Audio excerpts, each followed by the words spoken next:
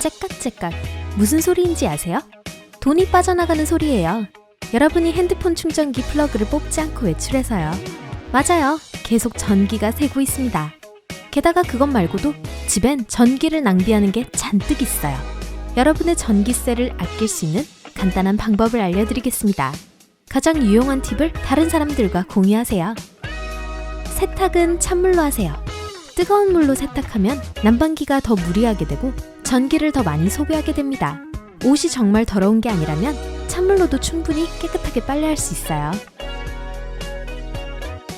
온도 조절 장치를 조금 내리세요. 1에서 2도 정도 내리는 걸로 우리 몸은 큰 차이를 느끼지 못하지만 다음 달 전기세는 꽤 크게 바뀔 거예요.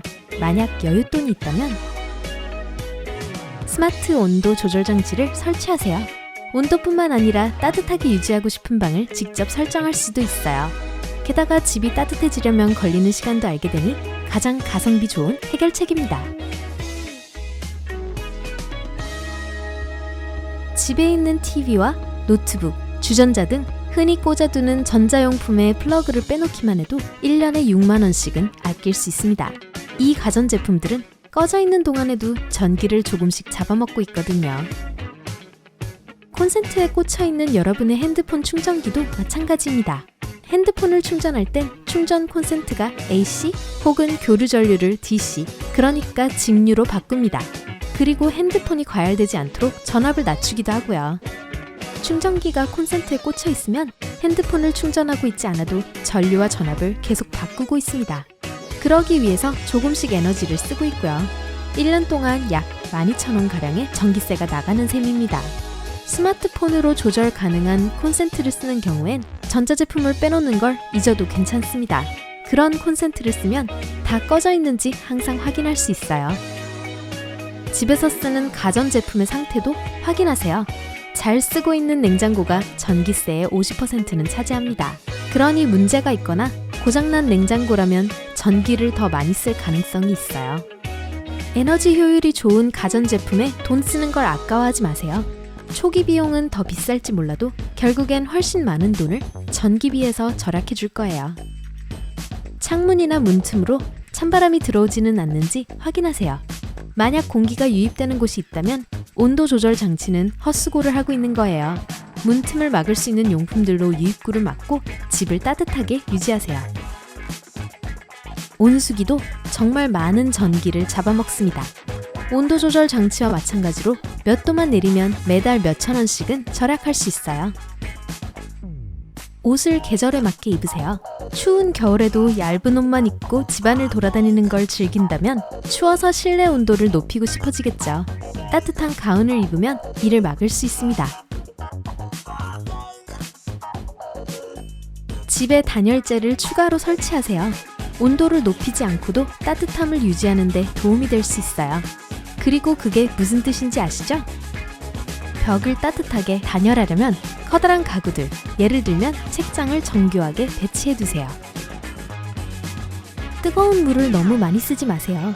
예를 들어 물을 계속 틀어놓지 않고도 설거지를 할 수 있고 효율성 높은 샤워헤드를 설치해서 물을 절약할 수도 있습니다. 그나저나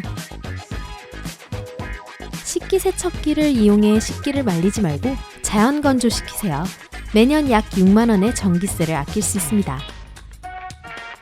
요리에 앞서 냉동된 육류나 채소를 미리 해동해두면 요리를 위한 시간과 비용을 한꺼번에 절약할 수 있어요.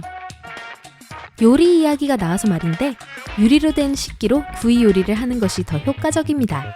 두 번째로 좋은 옵션인 알루미늄은 열전도가 늦어요. 조광기가 있다면 집의 밝기를 조절할 수 있습니다. 저녁에 최대한으로 밝게 해둬야만 하는 게 아니라면 조광기를 이용해 집안의 분위기도 전기 사용률도 조절할 수 있어요. 에어컨으로 온도를 조절하는 데 사용되는 전기는 여름에 선풍기를 쓰는 돈이나 겨울에 난방을 하고 옷을 걸쳐 입는 것에 비해서 너무 많습니다. 만약 전기세를 최대한으로 절약하고 싶다면 에어컨 사용을 최대한 자제하세요. 그리고 만약 에어컨을 사용할 경우엔 다른 온도 제어 기능은 다 꺼두세요. 굳이 선풍기를 튼 채로 에어컨을 최대치로 올릴 필요는 없습니다. 천장에 선풍기가 달렸다면 에어컨과 함께 사용할 때 차가운 바람을 다른 방으로 더 빨리 퍼뜨릴 수 있어요. TV 보는 시간도 줄이세요. 다른 걸 하면서 인생을 즐기세요.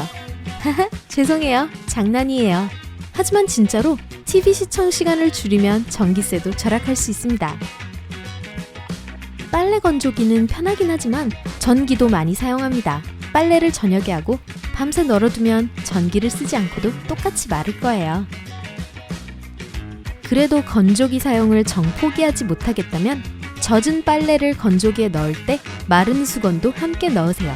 수건이 물을 흡수하면서 더 빨리 마를 거고 수건 자체도 특성상 비교적 빨리 마를 거예요. 현관등은 전기 먹는 하마 외에는 아무것도 아닙니다. 타이머를 맞추거나 움직임에 반응하는 센서를 이용해 필요할 때만 켜지도록 설정하세요. 여러분이 쓰는 전구도 전기비의 큰 지분을 차지할 수 있어요. 현재 시중에서 파는 에너지 효율적인 LED 전구는 더 비싸긴 하지만 장기적으로는 돈을 아낄 수 있습니다. 게다가 더 오랫동안 쓸 수 있고요.